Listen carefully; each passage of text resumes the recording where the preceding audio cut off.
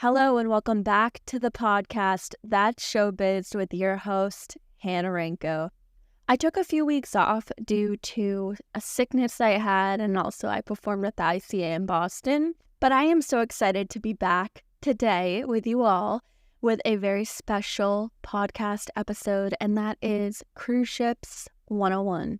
Everything about cruise ships. My roommate in college, as well as two friends from college, all work on cruise ships, so I reached out to them with a few questions I had about the job, and they reached back to me, and I'm going to give those answers to you today. So let's just dive right into the podcast episode.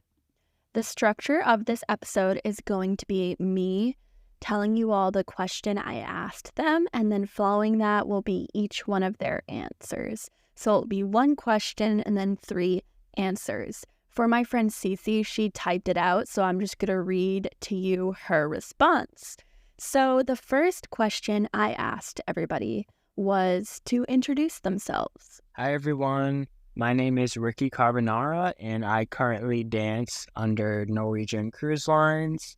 And I recently graduated this past May from Dean College, where I obtained my Bachelor's of Arts in Dance. Cece's response. My name's Celeste Kling, and I have been dancing for most of my life. When I was in high school, I decided to train pre-professionally at the New Orleans Center for Creative Arts. Through NOCCA and some auditions, I got a scholarship to Dean College, where I got my BFA in dance while concentrating in choreography. I trained in mostly ballet, modern, and jazz, with some degree-specific classes as well. Composition, dance history, etc. About a year after graduation, I signed with a cruise ship agency and got my first contract with Carnival on board the Mardi Gras. Hey everyone, my name is Jacob Doobie. I am 26 years old. I am from Nashua, New Hampshire. I graduated college in 2022 actually with Hannah Ranko herself, the amazing Hannah Ranko, who was actually my roommate, fun fact, and she was the best ever. My training basically growing up was mostly musical theater. I started around the age of 8 or 9, and that's when I got into regional theater work with a regional theater that was in New Hampshire. And that kind of got me, that got my foot in the door with, performing as much as possible. And I ended up finding a love for it and fell in love with the dance aspect of musical theater the most. But what I enjoyed about musical theater was that it was all three. It was, dancing, singing, and acting all at once, rather than just, portraying a story or just dancing by itself, if that makes sense. Then I ended up going to college and pursuing dance. After high school, I wasn't really sure as to what I wanted to do with my life. I tried a couple different paths. They ended up not working out. I ended up coaching gymnastics. I stayed relatively in the artistic realm, but was just really lost and confused and didn't know where I saw myself, which I guess is extremely normal. And, my friend who was actually younger than me by 2 years in high school, forced me to apply to Dean College's dance program. And I was like, okay, I don't know if this is for me, but we'll see. Because I knew that I wanted to pursue musical theater if it was going to be anything professionally in the artistic world. And I knew that the only way that I could do that as someone who grew up mostly in the ensemble, because, I could dance better than all the other boys, I would have the best shot at training in dance as a dancer singer, and that's how I would promote myself. So I guess I have a really old kind of mind, I guess, when it comes to things like this. I'm a Virgo, so I'm always prepping everything out in front of me. Even nowadays, I'm still prepping what's going to happen to me in the next 5-10 years, even tomorrow. I'm just a very organized person. So I ended up getting into Dean. I got a scholarship, so I ended up going, fell in love with dance. And not only was I already in love with dance because of musical theater, but that gave me the opportunity actually to fall in love with dance on a technical aspect. I ended up pursuing a BFA eventually at that school. And my primary degree is a BFA in dance with a specialization in ballet as my primary and jazz as a secondary. We did have to train in, at different styles as well every single day. So I did 4 years of modern, mostly Horton, with Christina Berger, literal queen. I think she's currently with the Eric Hawkins dance company still. I obviously did ballet as much as possible and jazz. I did tap and ballroom, I think. It was a very well-rounded institution, especially for that program. I think that really molded me as a technical machine in a lot of different styles. So I'm extremely thankful for that program. But yeah, now I left college, and right off the bat, I worked at Cedar Point that following summer. I graduated and left to go do a Royal Caribbean ship that was in the Mediterranean, actually. So I was kind of spoiled with my first contract on a ship. Everyone's always wanting a ship that has like the most unique itinerary, and that's definitely one of the top ones. So I definitely knew that this was something that I had to take, because I've always wanted to do a ship, and at the same time, the itinerary was just too good to pass up. So I took that. I ended up then getting an agent, which I would 100% recommend if you are looking to, perform as much as possible right off the bat, build that professional resume. I think it's very important to have someone behind you fighting for you so that, you don't even have to worry about more than half the things that go into submissions. My agent specializes mostly in cruise ships. So what she'll do is I'll wake up one morning. Oh, I have a callback for this. Oh, I wake up the next morning. Oh, there's another callback for that. Like, it's just nice having someone that's doing all the work for you, and all you have to do is just learn the material, send it to them, and then, it goes from there. So that's what I got an agent towards the end of my Royal Caribbean contract, ended up going to Carnival. Carnival, the shows are great, just as great as Royal Caribbean. I think, if we're going to compare things, if you want to dance your heart out and like make most of your contract at sea, I would say Royal Caribbean is probably the cruise line to do it. However, the lifestyle eventually comes into play when you think about accepting contracts. My first one, I'm so thankful for that contract and that ship and the shows.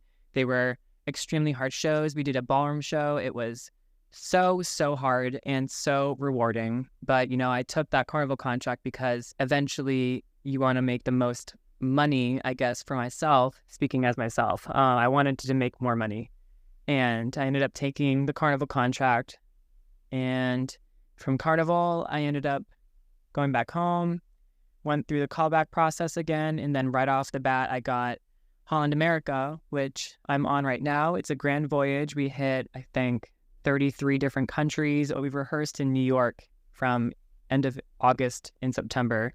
And then I went home for Christmas break, and we did all of South America from October to December. 2 week break off in December for Christmas. Then we got back on January 3rd, and now we just finished all of Australia, all of New Zealand, and right now I'm in Tahiti recording this for you. On our way back to San Diego, we go back through the Panama Canal, hit the east coast of the U.S. again, so it'll be fun to come back up to Boston on a cruise ship, which is funny. And then we end up getting off in Quebec. So I think the most important thing to remember is that, mental health is extremely, extremely important. I have made so many friends on cruise ship contracts, but there are moments where it can get a lot because it kind of creates this like fake reality that like you're living in a bubble that no one can touch. I'm not paying taxes on everything that I'm buying. I'm not paying for food. I'm not paying for living expenses. Like you have the opportunity to save so much money to put yourself in such a financial gain in life. It is a phenomenal opportunity. And, I'm currently in the process of paying back my student loans. And I have a cast member, actually, the vocal captain in my current cast, who is 29 and just finished up paying off her master's because she was able to budget the hell out of her contract, her cruise gigs. So, if you are someone who wants to just travel the world, make money, and enjoy life, this is definitely the industry to do so. The next question I asked was, what was the audition process like for you? So the audition process. So it was two combinations. The first was a jazz combination, and it was sharp and precise and mostly focused on bringing your own sort of take on it. And then after that, they made a cut.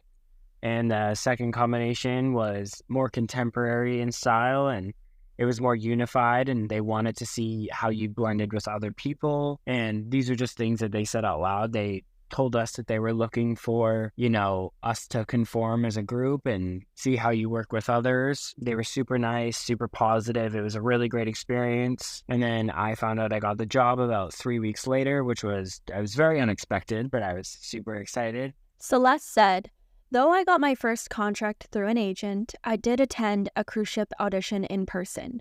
It was fast-paced, but not too intense. As long as you have the confidence in you as a performer and what you have to offer, you'll shine. With the agent, you send all your information like headshot, CV, reels, etc., and they'll do the work for you. My audition process was mostly sophomore, junior, and senior year of college. I did Royal, Norwegian, and Holland America. They were all pretty similar. You just walk into the room, you learn a combo, they make a cut. You learn another combo, they make a cut, and usually they'll talk to you, depending on the cruise line, make you stay and learn one more combo. I think Royal does 3. Holland America did 2. Norwegian did 2. So they'll usually just ask for they'll take a live headshot in front of you with a number on it. And yeah, that's basically it. And then you go into their system, and if they need you, they'll call you. I landed my Royal Caribbean gig during that summer. It just happened. It was one of the smallest ships they had in the fleet. It was a cute little boat, but the shows were fantastic. It was the best first experience I think I could have had to get my foot in this cruise ship gig life. But yeah, it's kind of just like a normal dance audition. The next question I asked was what styles of dance you do during the job. So the styles of dance that you perform for this job. So there are, at least for Norwegian, they're an umbrella where Regent, Seven Seas, and Oceania Cruises are also under their creative studios. And I'm currently dancing for an Oceania ship. You can interchange between the 3 different branches, but there are so many different shows and so many different ships, but the predominant styles that you perform are jazz and musical theater, and right now they're increasing the amount of ballroom as well. However, for certain shows, like one of my shows, we take the audience around the world and we perform a tap section, we have a Bollywood section, we play drums, we perform Tininkling, which is a traditional Filipino folk dance. So you are pushed in different genres of dance that you typically wouldn't train in all the time. And I think that that's super cool, but the majority of it is jazz and musical theater based. Celeste answered, I did jazz, musical theater, and contemporary. This was a special one, however, where I was exposed to aerial work. For the first time in my life, I performed as an aerialist, mainly doing harness work. It was such an eye-opening experience, and I appreciated it so much. What styles of dance do you do for this job? Okay, so my Royal Caribbean show, I know I already said I did a ballroom show. That show was so intense. I would literally come off about to throw up because it was so hard, but it was so freaking fun. We had a featured ballroom couple that was the stars of that show, and we were kind of the ensemble for it. And we had weekly classes that they would teach. And these are award-winning Ukrainian ballroom dancers. They are phenomenal. And we would learn how to correctly do each different style of ballroom dance. So you have your jive, you have your salsa, so many different, you have your waltz. It was such an educational opportunity, and I am so happy that I went through that. But we did ballroom that show. Then we just did a normal jazz show for the other one. And then Carnival, there was a ballroom show as well, not on the same level, but it was kind of jazzy. And then I got this gig that I'm on, Holland America, and we do, since it's a grand voyage and we are with the same guests for 120 days, we have 15 different shows, and one of our shows coming up, actually the last 2 we have, is Country Crossroads that we're learning on the ship because, 15 shows to learn in a month rehearsal period in New York, that was not going to happen. So I think we learned 10 in person. So we're learning the other 5 on the boat. But the next one we have is Country Crossroads. And then our last one is Classique. And it starts with the opening is like a ballet piece that you would see. Like if you were to go watch like a ballet performance, that's kind of what that is, except none of us are professional ballerinas. So it's obviously not the same. But we also, in that show, do contemporary. There is a tango in it as well. And yes, there's an Irish dance in it as well. So, these shows have literally been the coolest experience because there are so many different styles. We do a Boogie Wonderland show, which is all disco music. We do guitar rock, which is all classic rock. So it's like heavy hitting jazz. But yeah, it's definitely fun. The next question I asked was, what was the rehearsal process like? So the rehearsal process, so you are in Tampa, Florida at the Creative Studios for around 5 weeks, and you are dancing 9 to 6, Monday through Saturday. You have Sundays off. It's a really, really wonderful time to mesh with your cast, and you are working super hard, and there's so much choreography thrown at you, but overall it's a really great experience. You're learning about 1 show per week, along with 2 bumper shows, which are sort of snippets. They're about 7-minute long numbers. You have about 2 of those that you perform at the beginning of the cruise just to introduce the production company to the audience. So you are learning a lot, and you do leave the building with your brain fried every single day, but it's also super wonderful how much you're getting to dance and how much you're getting to learn. And the directors, at least in my experience, were absolutely wonderful. They were there for us and they supported us, and they also are in the industry, so they understand how much we're being asked to learn. And you just got to make sure you do your homework and you practice and you walk in the next day ready to learn. Celeste said, 6 weeks in studio where we'd rehearse every day for 8 hours with 1 day off a week. Sometimes we would go until the night shift, which would be midnight. The next question I asked was, what was your favorite part about the job? My favorite part about the job outside of performing would definitely be traveling. So I've been very fortunate on my first contract. I've got to see 22 countries from the Mediterranean to the Middle East, Asia, and now we're in Japan. I'm currently still on the ship. I have about 18 days left, and every single day I'm in a new place or a new port. And I think that's super cool, is that you wake up every single day and you get to go out and see all these incredible places that, you would never be able to afford to travel this long for this amount of time. Celeste said, meeting people from every part of the world. I'm a huge history girly, and I love learning about people's lives in other places, their cultures, stories of growing up, experiences across the globe. It's the most interesting thing to me. My favorite part of the job, I think, is traveling. I think it has made me mature tremendously. It is so rewarding to even have the ability to see how other people, live life and what I take for granted, and to understand the privilege that I had growing up. It kind of just puts everything into perspective, and you just learn to be thankful. The world is so beautiful, and everyone is beautiful as well. And it's an experience, and it's hard to explain without doing. But if any of you ever get the opportunity to do a cruise ship traveling gig, it is going to literally be the coolest experience ever. The next question I asked was, what is some challenging aspects of the job? Being a dancer or a singer-dancer on a cruise ship, you are still a crew member, but you do tend to have very good privileges. And I think that that's something that you just got to be super fortunate about, because at times our job does feel like a vacation where we're getting to get off the ship at least 5 days a week, and we're performing at night, and maybe we have a few other duties, but not everyone is in that same situation. So I think just being mindful of that, that was a challenging aspect for me as well, just to see other people having to work so much and so hard in other departments, and then the production cast, we get to basically be treated like guests. So that was one thing challenging at first. Another challenge is being away from home, it's definitely normal to get homesick, and it's something that everyone goes through, including myself. And I also think too, just adjusting to being on a ship for, 6 months or more at a time, it is not easy at times, and you will have ups and downs, but those would probably be the biggest challenges. So Celeste said, being so detached from the world can get some getting used to. You're away from home and family for months at a time. It's not easy. It's important to find people who will be your rock for you, whether they be in your cast or a random person who works in dining. Okay. What are some Okay.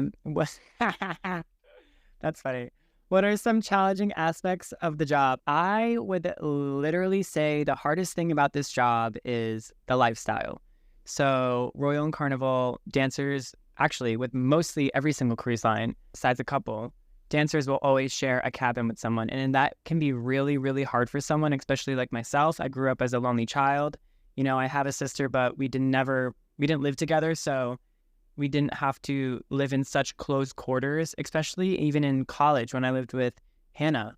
We didn't live in a bunk bed. So it's kind of a new experience being in such close quarters with someone that you have to share. The bathroom and the sink and the shower are probably less of a wingspan away from like your arms. Like that's how small everything is. You get one closet. You have to learn how to become very minimalistic, and you can't escape the ship when you want to. Like I can't go lay in grass if I'm like feeling overwhelmed and like read a book. I have to find a way to get out of my room. And with most cases on those cruise lines like Royal and Carnival wasn't so bad with that, but Royal, like you have to make sure that you are presenting yourself a certain way. You can't go and read in a guest area whenever you want. I mean, with the Holland America case, like right now, we are guest status, I believe. So we're not crew. And you have to take that into consideration when you're like reading contracts and looking into this, because crew contract can be hard, and you'll have to wake up at 7 or 8 in the morning sometimes and do crew drills every 2 weeks, sometimes every week. So there are definitely some hard spots in cruise contracts, and you just have to be flexible and accept that you will not be able to make a lot of the choices that you would normally make when you're on land on a boat, because there's rules. It's kind of set up like the military in a way. There's a ranking, and on Royal, if I remember, I think performers were at a 2 stripe and the dance captain was at a 2.5 stripe. And if you're a 2 stripe, you can't eat in the buffet. You have to eat in the crew mess. And they didn't have any selection of food in the crew mess. It was only like one white piece of, like they only made one white fish a day. And it was just like, it's really hard to adjust to something like that so quickly, because you're going from rehearsals into straight onto the boat, especially if this is your first one. Luckily, being guest status on Holland, we can go to the buffet whenever we want. We can go in the hot tub, which is great for injury prevention and self-care. I know some Royal contracts, depending on the captain, you can go and use the hot tub, but there's rules and hours that you can use. So there's ways around things. You just have to learn as you go, and eventually you'll understand what I'm talking about. But I would definitely say the hardest part and challenging aspect of this job is the lifestyle. So definitely read the fine print and read everything before signing. And that's the biggest advice I can give you. The next question I asked was, what are some things people should know before auditioning? Because you're typically going out of the country and, you're traveling to all these places and you're working on a ship, the rules and regulations are different. And there's certain rules that you have to just make sure you're willing to follow, or else you could risk getting terminated. And they make these clear in the offer as well as at the audition. And I also think, too, there's just a lot of paperwork that goes into getting this job, and it's typically a quick turnaround. So you want to make sure that you are fully ready to, if you do accept your offer, to read everything and ask questions and do the research and get things done in a timely manner, because it was very overwhelming for me at first. So I think just being prepared for all of that. Celeste said, expect the unexpected. Ships are underrated, and I enjoyed my experience, but know that every contract is a big risk. You're sacrificing a large amount of time to go into the middle of the ocean with random people you've never met before. and performing nearly every day. It's not an easy thing to do, but instead of waiting around to make the right choice, make the choice right. Do what you can to make the experience worth it. And personal side note, I love this quote. I'm going to use it all the time now. Instead of waiting around to make the right choice, make the choice right. There's not going to be a perfect experience. Yeah, everything's going to have its downfalls, but it is up to you to make the best out of every experience. I love that. And also, another tip, always read your contracts. That's a really good piece of advice. Things people should know before auditioning. I would say the biggest thing is that remember that you're your own brand. You are selling yourself to these cruise lines as a performer. So keep in mind that you are going to be living, eating, breathing, sleeping with the same people for the next 6 to, depending on cruise line, 12 months. And that can be a lot for some people. You will rarely ever have any alone/downtime to yourself. You just have to learn how to navigate through the hard paths and, come out on top, because it can get a little messy. I've had moments where, I feel like my head's going to explode. So you just need to learn how to manage the situations like that, because I wasn't even prepared for something like this, not even college. Like college, we were able to, leave the dorm or room that I was in. If I was ever in the need of alone time, I could just walk down the street or something. But there is not one spot on this boat where you will not see one person. So just keep that in mind. The next question I asked was, what are some audition tips you have? Auditioning tips. So I think you've probably heard this from every single person, but confidence is definitely the biggest thing. Just walking in there and having confidence in your strengths and what you are able to bring to the table. I also think too, just getting in the zone, making sure you have a good breakfast the morning of, or you're super hydrated, all those things, just taking care of yourself so that way you can be the best you that you are that day. Just because there's bound to be other amazing dancers in the room and, people that can kick higher or turn faster or whatever it may be. But I think just having confidence in your abilities and just focusing on that is going to help you the most. Just like anything else too, you want to remain professional and all of that, just like you would for anything else. Celeste said, look clean and professional. No crazy makeup for girls. Look like yourself. Be as full out most of the time as you can. They want to see how you pick up choreography, how you treat others at the audition, your etiquette and such. Have fun.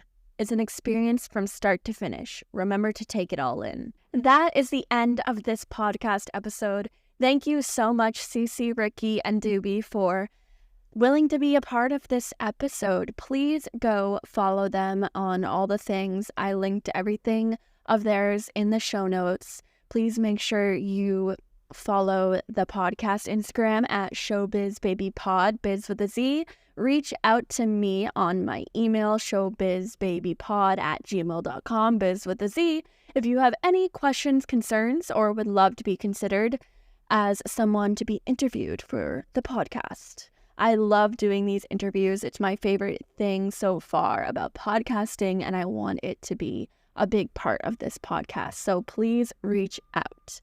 Have a great rest of your week. Go do great things, make some art, dance around a little, and I'll see you next week. Bye.